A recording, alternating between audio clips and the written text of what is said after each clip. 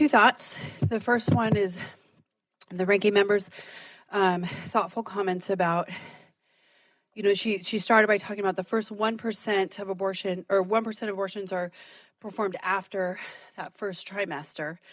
And she mentioned that oftentimes when they're later, it's for the woman's health, or it's due to the insurvivability.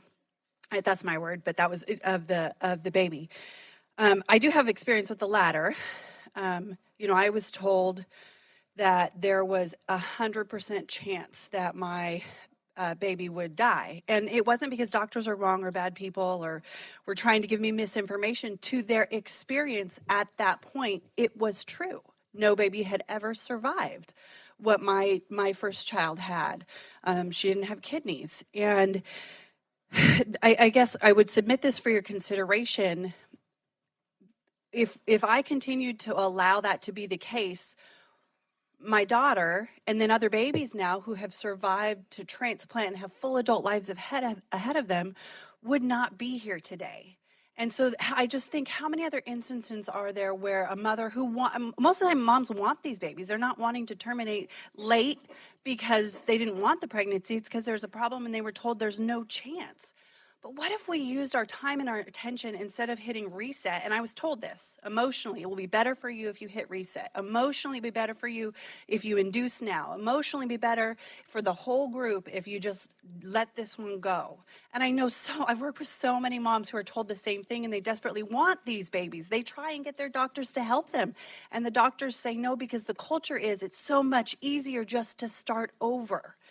And so I couldn't do that, and I begged and pleaded, got kicked out of more than one physician office. And I finally found a doctor. I mean, I had my pitch down. I finally found a doctor who would take the chance. And her deal with me was, well, if it impairs your life, I'm not going to move forward. And I said, that's fair, right? I'm going to ask you to violate your Hippocratic oath.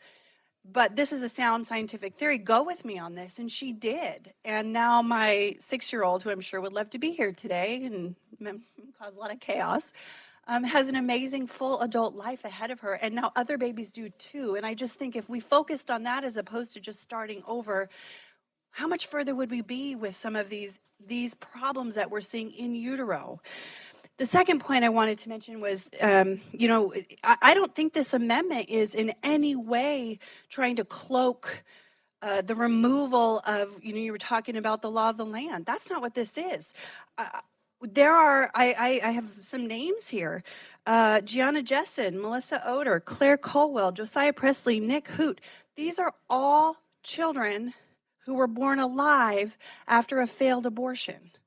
Gianna Jessen was 7 months along when her mother went to a Planned Parenthood clinic where she was told to have a late-term saline abortion, which is where saline, digoxin, potassium chloride, prostaglandin is inserted into the uterus, and it takes about an hour, and that is what causes the death of the baby, and generally they're delivered and they're dead.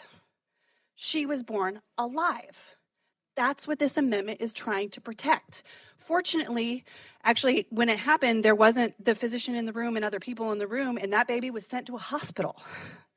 What we're trying to stop here are the instances where when that baby is born alive, and it's contrary to the plan, but it happens, we want to say there needs to be a protection there. Because that baby, once it is born, receives the full constitutional protections of every single one of us walking. And how could we not? Unfortunately, I could give you instance after instance of where this has happened. We're simply saying, can we please put the protection in place in those instances? That's all this amendment does. And to hide behind the idea that this is somehow overturning the law of the land, you can say that, but that's not the truth. I just read you 6 names. There are so many more. We could trot them in here. So please separate this. This is not going to take away the law of the land. It's simply going to apply the law of the land, which is if you're an American citizen, if you're anybody born on American soil, you in a hospital or healthcare facility, you have the right to that protection. So I urge adoption of the chair's amendment. I think it's well crafted. I think it's a reasonable solution that a majority of Americans, pro-choice or not, agree with. With that, I yield back.